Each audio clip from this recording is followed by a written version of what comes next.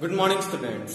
Last lecture में हमने chapter number 4 पढ़ा था, जिसमें हम नेचुरल वेजिटेशन और वाइल्ड लाइफ पढ़ रहे थे। इसमें हमने वेजिटेशन वाला टॉपिक कंप्लीट कर लिया था। आज हम स्टार्ट करेंगे वाइल्ड लाइफ। ओके, ठीक जैसे कि हमने डिफरेंट वेजिटेशन पढ़े, तो हम अब डिफरेंट जो वेजिटेशन है उनमें कौन कौन सी वाइल्ड लाइफ प्रेजेंट रहेगी। सबसे पहले हम पढ़ेंगे टुंड्रा रीजन्स में।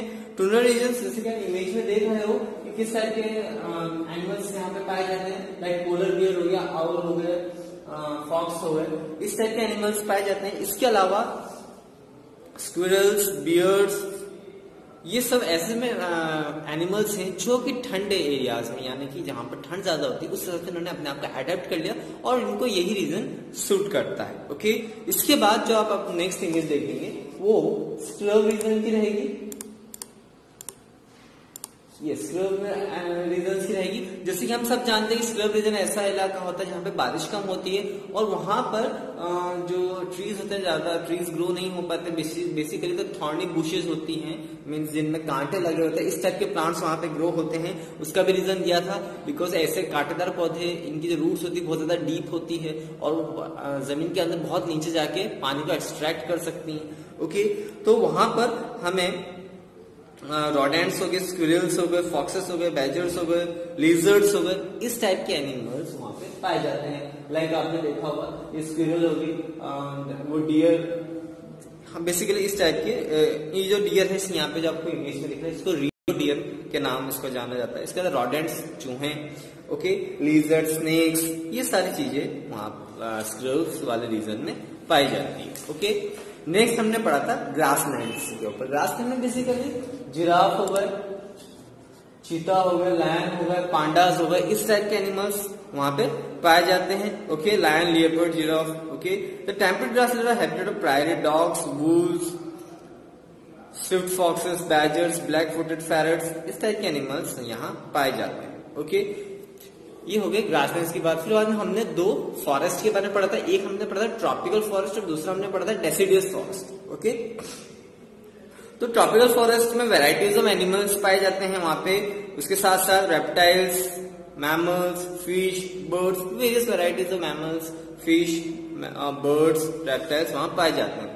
Animal such as organthus, elephants and gorillas are commonly found here. Okay, elephants और gorillas वही commonly यहाँ पाए जाते हैं। Okay, in deciduous forest, insects, spiders, frogs, turtles, salamanders are common. Birds such as broad-winged hawks, cardinals and pileated woodpeckers are also found in biome. The wildlife found in deciduous forest include white-tailed deer, raccoons, porcupines and red foxes. इसके अलावा salamanders होते हैं, तो आपको मैं दिखा देता हूँ कि सैलमेंडर्स क्या होते हैं। ये सैलमेंडर है, ये गोरिल्ला आप देख सकते हो कि बुक में भी इमेजेस है। इसके अलावा व्हाइट टेल्ड डियर, इसकी जो टेल होती है व्हाइट कलर की होती है। इसके साथ में ये वुडपीकर है जो कि डेसिडियस फॉरेस्ट में पाए जाते हैं। सैलमेंडर, गोरिल्ला जो कि आपको ट्रॉपिकल रेन फॉरेस्ट में पाए जाएंगे। ओके, इसमें एक वर्ड है जहां पे हम बायोम, आपने वर्ड सुना, बायोम में बेसिकली एक ऐसा नेचुरल हैबिटेट होता है प्लांट्स एंड एनिमल्स का, जहां पे सबसे ज्यादा हैबिटेट्स वहां पे रहते हैं, मतलब वहां पे डिफरेंट टाइप्स के एनिमल्स वहां पाए जाते हैं। ओके, इसको हम बायोम बोलते हैं। जो नेक्स्ट टॉपिक है हमारे पास, अब नेक्स्ट जो है वो है What can we do to conserve different species of animal? Okay, हम ऐसे क्या कर सकते हैं कि हम एनिमल जो या डिफरेंट एनिमल स्पीसीज उनको बचा सके। अब पहली बात, इनको बचाना क्यों है? क्योंकि बहुत सी जगह इनकी ट्रेडिंग होती है, इनको मार के इनकी जो स्किन्स होती है या इनके जैसे लाइक डियर है तो उसके जो सिंग होते हैं वो काफी महंगे बिकते हैं। टाइगर से लायंस हो गए, इनकी जो स्किन होती है वो बहुत महंगी बिकती है। एलिफेंट्स की जो दांत होते हैं उसको आइवरी टग्स बोलते हैं, वो काफी महंगे बिकते हैं। इस वजह से इनका शिकार किया जाता है।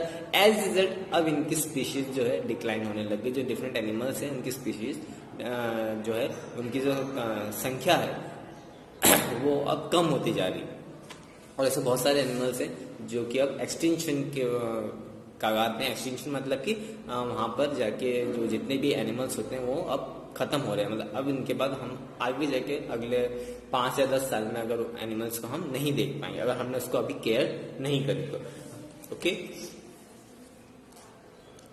इसमें एक जावाहन राइनो है जो कि वियतनाम में पाया जाता था, वो पूरे वर्ल्ड में कहीं नहीं पाया जाता, वो टोटली एक्सटेंट हो गया क्योंकि उसकी बहुत ज्यादा हंटिंग एंड पोचिंग की जाती थी। ओके, पोचिंग का मतलब ही होता है हंटिंग करना, उनको शिकार करना। बेसिकली इनके जो प्रोडक्ट्स होते हैं, जो बेसिकली राइनोज होते हैं, आपने देखा होगा कि उनके सिंग निकले हुए होते हैं जो कि काफी महंगे बिकते हैं, जिसकी वजह से उन्हें मारकर उनके सिंग को, जो उनका हॉर्न्स होते हैं, उनको सेल किया जाता है। ओके, ऐसे बहुत सारे एनिमल्स है, सिर्फ जावन राइनो ही नहीं, इसके अलावा टाइगर हो गया, लायन हो गया, elephant, deer, crocodile, rhinoceros, snow leopard, ostrich, peacock, ये ऐसे एनिमल्स है जो कि बहुत ज्यादा शिकार किए जाते हैं। Okay, there are several other animals and plant species which are killed or maimed to satisfy human greed. For example, elephants have been hunted for their tusks over centuries. The tusks are a source of ivory. The black buck or the Indian antelope was most hunted wild animal in India during the 18th to the 19th century and the first half of the 20th century. इसके अलावा हम जो सबसे ज्यादा जिस animals को मार के उसके प्रोडक्ट, उसका जो टस्क है उसको बेचे सबसे ज्यादा होता है एलिफेंट के साथ। उसके आइवरी टस्क बहुत ज्यादा महंगी बिकती है, इसके वजह से उन्हें मार दिया जाता है। इसके साथ साथ इंडिया में जो काला हिरन होता है, जिसको कि हम ब्लैक बक बोलते हैं, वो भी, उसके भी बहुत शिकार हुए हैं during 18, 19 and the earlier 20th century. Okay, poaching and hunting are not only the reasons for the extinction of animals. Human activities have interfered with natural habitat of many species. This has disturbed the natural balance of the environment to a great extent. Several species of animals have become endangered or extinct due to the loss of their natural habitat or indiscriminate killing. केवल शिकार करने से ही ये species खत्म नहीं हो रही है, एंडेंजर्ड या एक्सटेंट नहीं हो रही है, कुछ ह्यूमन एक्टिविटीज की वजह से भी। लाइक हम लोग जो फॉरेस्ट के एरियाज को क्लियर करके वहां पर हम इंडस्ट्री सेटअप कर रहे हैं या घर सेटअप कर रहे हैं, जिसकी वजह से उनका नेचुरल हैबिटेट डिस्टर्ब हो रहा है, उनका घर छीन रहा है, जिसकी वजह से भी इनके जो नेचुरल हैबिटेट सराउंडिंग्स इनका जब हम छीन रहे हैं, उसकी वजह से भी काफी सारे एनिमल्स मर रहे हैं। ओके, एक्सटेंशन का मतलब समझते हो पूरी तरह से खत्म हो जाए, एंडेंजर्ड यानी कि वो खत्म होने की कगार पर है। ओके, मतलब वो अभी खतरे के उसमें है, ये आने वाले सालों में पूरी तरीके से खत्म हो जाएंगे। ओके, एंडेंजर्ड का मतलब ये होता है। For example, the dodo was a flightless bird found on the island of Mauritius. The discovery of the island by European explorer proved catastrophic for this species. The invader destroyed the forest while the animals brought by them to the island plundered the dodo's nest. As a result, dodos became extinct. आपने एक डोडो bird के बारे में सुना होगा, जिसकी Mauritius के island में पाए जाते थे। जब वहां पर यूरोपियंस ने हमला किया मॉरिशियस पे, तो उस समय उनके साथ उनके एनिमल्स भी आए थे, जिन्होंने डोडो बर्ड्स को पूरी तरीके से उनका नुकसान कर दिया, उनका पूरा उनके नेस्ट जो थे, जिन्हें खोजते थे, उनको बर्बाद कर दिए गए, फॉरेस्ट वहां के क्लियर कर दिए गए पूरी तरीके से, और एज ए रिजल्ट डोडो पूरी तरीके से एक्सटेंट हो गया। यहाँ तक कि हमारे पास डोडो एनिमल की इमेज तक नहीं है। ओके, कुछ पीपल्स ने उसके ड्राइंग्स बना रखी, अदरवाइज एक्चुअल इमेज डोडो बर्ड की नहीं है। Change in climate and human activities also lead to loss of forest cover. This in turn affect the animals that inhabit this forest. The loss of forest cover is caused from combination of human-made and natural factors. The human-made factor resulting in the reduction of the forest cover include deforestation and construction activities. On the other hand, the natural phenomena that can destroy the forest cover are soil erosion, volcanic eruption, landslide, etc. इसके अलावा human activities के अलावा एक और चीज होता है climatic change या फिर नेचुरल फिनोमिना की वजह से भी काफी सारे फॉरेस्ट कवर खत्म हो जाते हैं, जंगल खत्म हो जाते हैं। ह्यूमन एक्टिविटीज में डिफॉरेस्टेशन है, पेड़ों की कटाई करके उनको साफ करके वहां पे कंस्ट्रक्शन कर देना, ये हम ह्यूमन एक्टिविटीज हो गई। और नेचुरल एक्टिविटीज कौन कौन सी हो गई, जो और कभी भूकंप आ जाना, लैंडस्लाइड यानी जमीन खिसक जाना, जिससे कि फॉरेस्ट कवर खत्म हो जाता है। इसमें काफी सारे एनिमल्स भी मर जाते हैं। फॉरेस्ट कवर जो नुकसान होता है वो भी आजकल आपने देखा होगा कि जंगलों में आग लग जाती है, जिससे भी बहुत सारा ज्यादा नुकसान होता है वहां की animal species as well as वहां की वेजिटेशन को भी। Okay, forest fire due to lightning are naturally caused and cannot be prevented. However, measures to detect such fire quickly and minimize their impact can be put in place. Ground patrolling and efficient network observation points and good communication network can prevent the occurrence of the forest fire. However, a source of grave concern is forest fire caused by the careless burning of garbage. To prevent fires caused by human activities, we need to focus on the educating people about the causes and effect of the forest fire. इससे लेके मैंने इससे एक और बात बताई कि forest fire भी एक मेजर रोल प्ले करती है इन वेजिटेशन और एनिमल स्पीशीज को इफेक्ट करने के लिए, खत्म होने के लिए। तो उसमें सबसे जो ये दो तरीके से इसमें फॉरेस्ट फायर हो सकती है। एक तो नेचुरल फॉर्म, लाइक जिसको बिजली गिर जाती है उस वजह से भी आग लग जाती है, तो उसको हम रोक नहीं सकते। हालांकि अगर हम फॉरेस्ट एरिया को प्रॉपर मॉनिटर करें तो हम उस जो नुकसान है उसको कम कर सकते हैं। हम पूरी तरह से प्रिवेंट तो नहीं कर सकते क्योंकि वो नेचुरल फिनोमेना है, बिजली गिरना नेचुरल फिनोमेना, हम उस पर रोक नहीं लगा सकते, बट लेकिन हम जो डिस्ट्रक्शन है उसको मिनिमाइज कर सकते हैं। अदर देन दिस एक और जो वजह होती है जिससे फॉरेस्ट फायर लगती है वो होती है ह्यूमन एक्टिविटीज की वजह से।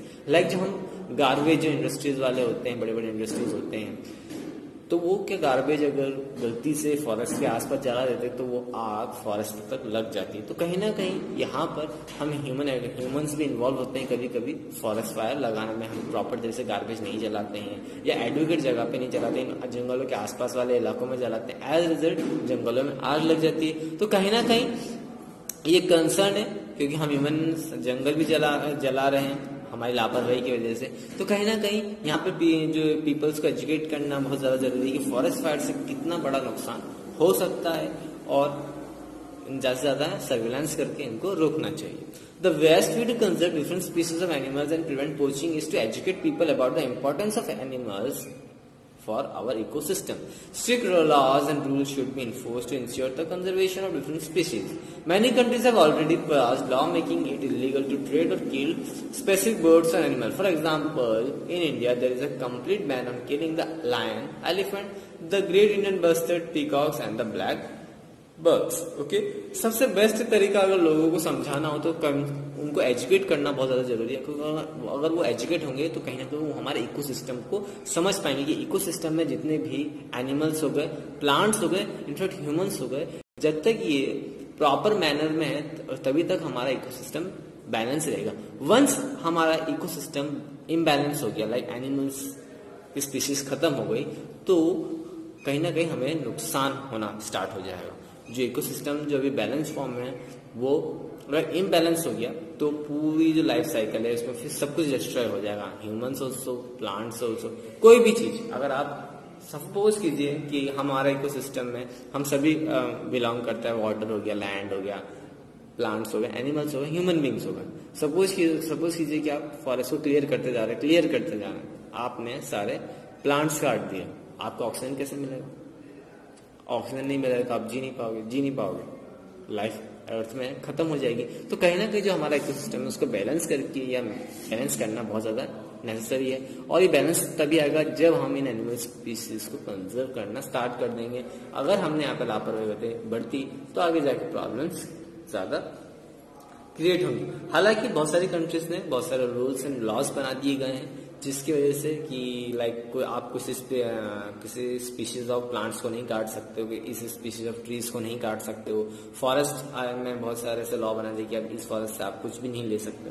यहाँ पे जो भी लेगा वो गवर्नमेंट के थ्रू ही लेगा, प्राइवेट कोई भी यहाँ से कुछ नहीं काट सकता है। इसके साथ साथ कुछ एनिमल्स और बर्ड्स पर भी बैन लगा दिया गया है कि इन एनिमल्स और बर्ड्स पर आप इनका शिकार नहीं कर सकते। अगर आप करते हो तो उसके लिए आपको सजा मिलेगी। तो ऐसे एनिमल्स जैसे कि इंडिया में है कि आप कंप्लीट बैन है लायन पे, एलिफेंट पे, great Indian bustard, peacocks, black बक्स, इनका शिकार नहीं कर सकते। अगर आप करते हो तो आपको सजा होगी। Okay, the creation of national parks and biosphere reserves is another major to protect our natural vegetation, wildlife. A national park can be referred to as a tract of land which the national government declares as a public property with the view of preserving its marvelous scenic beauty and its diverse flora and fauna.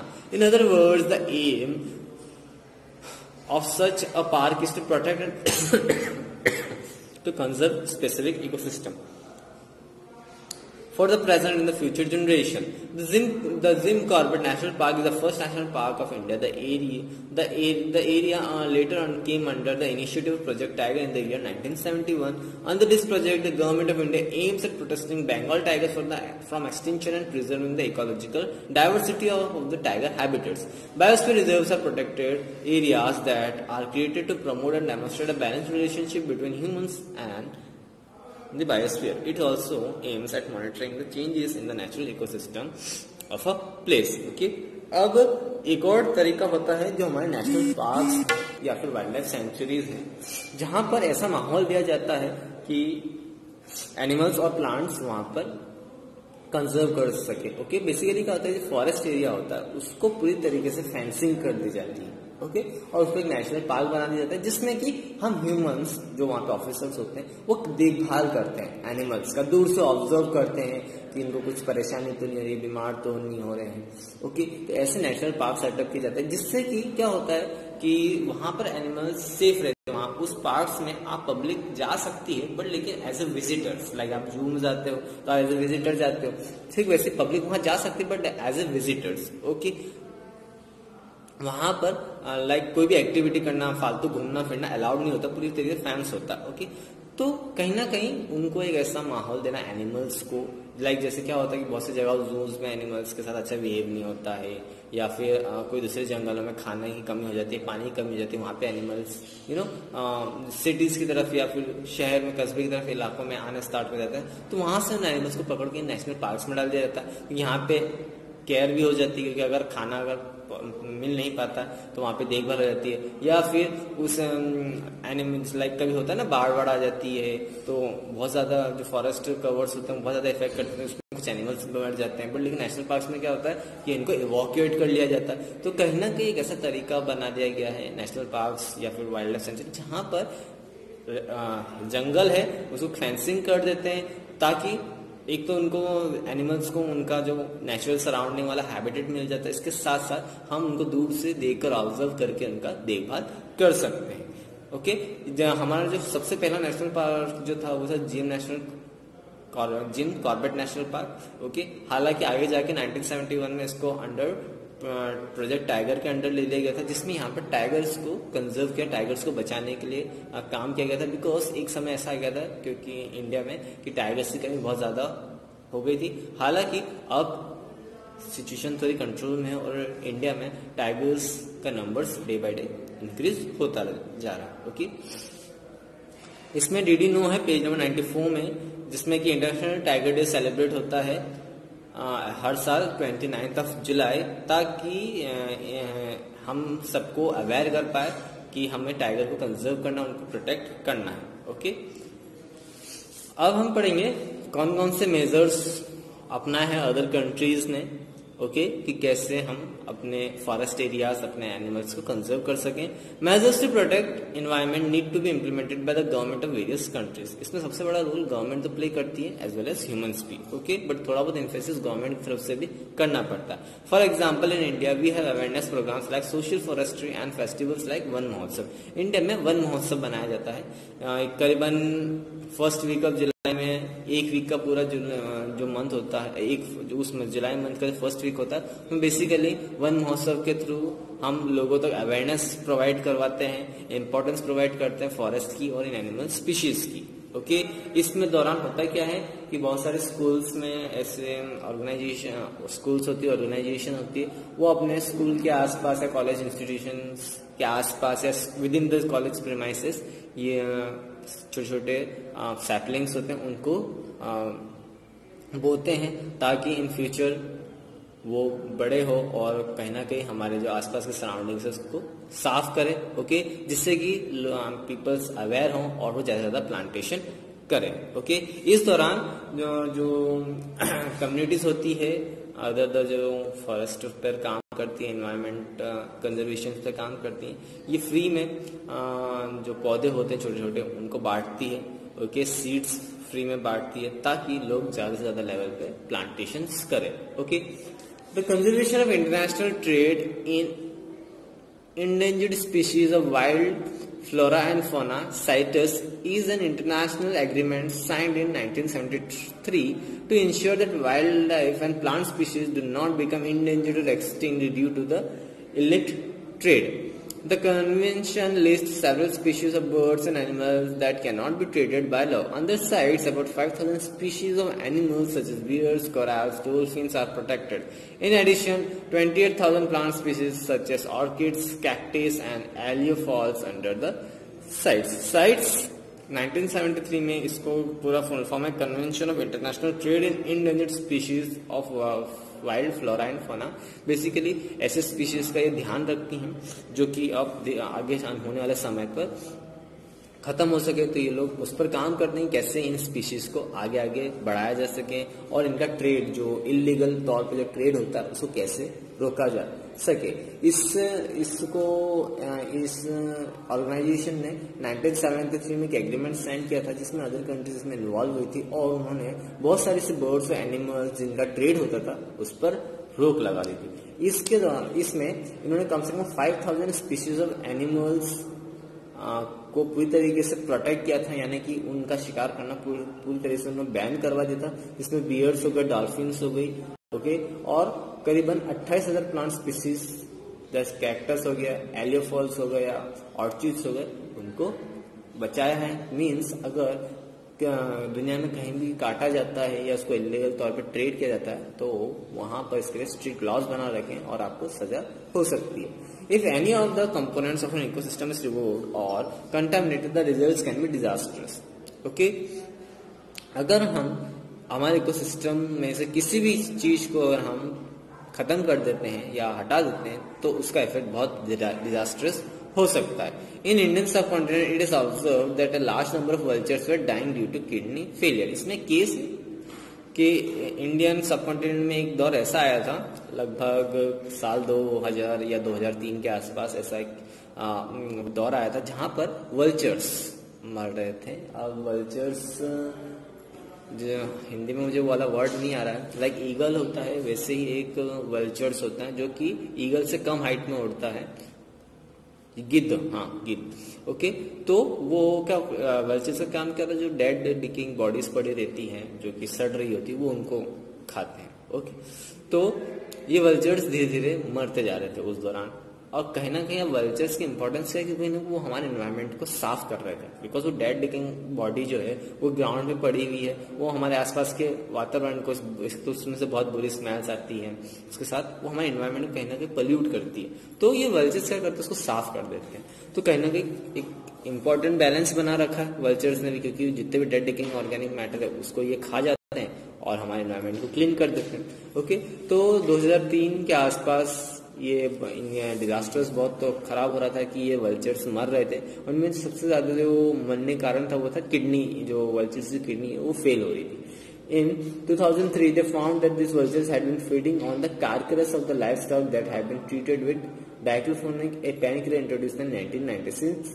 Vultures are natural decomposers. Sudden decline in their population affects the cycle of energy transfer in the environment. Okay, जो scientist ने इस case को investigate किया तो उन्होंने ये देखा कि जो वल्चर्स को जो खाना दिया जा रहा था, लाइक जो इनको बायोस्फीयर्स में या नेचुरल पार्क्स में जो खाना दिया जा रहा था उसमें बेसिकली इन लाइफ स्टॉक्स में जो केमिकल्स के थ्रू ट्रीट किया जा रहा था, जिसमें डाइक्लोफेनेक नाम का कोई पेन किलर था, वो उन स्पीशीज में दिया जा रहा था और जिसकी वजह से जो उनका मांसवाद जो भी रहता है वो दिया जा रहा था, तो वो खा के उनकी वजह से उनकी किडनी फेल हो रही थी। सिंस वल्चर काफी इंपॉर्टेंट रोल प्ले करते हैं, हमारे एनवायरनमेंट को क्लीन करते हैं, साइकिल ऑफ एनर्जी को चलाते रहते हैं, एक नेचुरल डिकम्पोजर की तरह काम करता है, क्योंकि एनिमल्स न्यू जिससे मरे हुए पड़े रहते हैं तो काफी मीन्स हमारे एनवायरनमेंट को, आसपास के एनवायरनमेंट को नुकसान पहुंचाते हैं, एयर को पोल्यूट करते हैं, जिस वजह से ये कहीं ना कहीं नेचुरल डिकम्पोजर थे, जिसकी वजह से इनको हमारे जो साइंटिस्ट थे उनको इस बात का डर था। फिर उन्होंने इन्वेस्टिगेट किया तो फिर पूरी तरीके से डाइक्लोफेनेक जो लाइफ स्टॉक में यूज किया जाता है उसको पर पूरी तरीके से बैन लगा दिया था, जिससे कि वल्चर्स इसको आगे जाके खाए नहीं और एज ए रिजल्ट ये लोग बच पाए, okay. We should therefore do not disturb the balance of the ecosystem, as we all know we all are integral part of it. Any changes in the ecosystem will lead to the major environmental issues that can affect all of us. Okay? अभी हमने दो examples पढ़ लिए, एक vultures का example पढ़ लिया जो कि इसका काम क्या होता है, एज ए नेचुरल डिकम्पोजर की तरह काम करता है, जितने भी जो डेड डिकेइंग प्लांट्स होते हैं, एनिमल्स होते हैं, उनको वो पूरी तरह से साफ कर देता है। तो वो अगर खत्म हो जाएगा तो फिर हमारा एनवायरनमेंट खराब होता जाएगा, पोल्यूट होता जाएगा। इसके बाद मैंने ट्रीज या प्लांट्स के बारे में बात करता है, जितना हम वेजिटेशन प्लांट्स ट्रीज को खत्म करते जाएंगे तो लेवल ऑफ ऑक्सीजन खत्म हो जाएगा, लेवल ऑफ ऑक्सीजन खत्म हो जाएगा तो ह्यूमन स्पीशीज और एनिमल्स दोनों खत्म हो जाएंगे, तो पूरी तरीके से लाइफ अर्थ पर खत्म हो जाएगी, ओके। यहाँ पर आपका चैप्टर नंबर 4 कंप्लीट होता है, ओके। आज की बात नहीं, थैंक यू।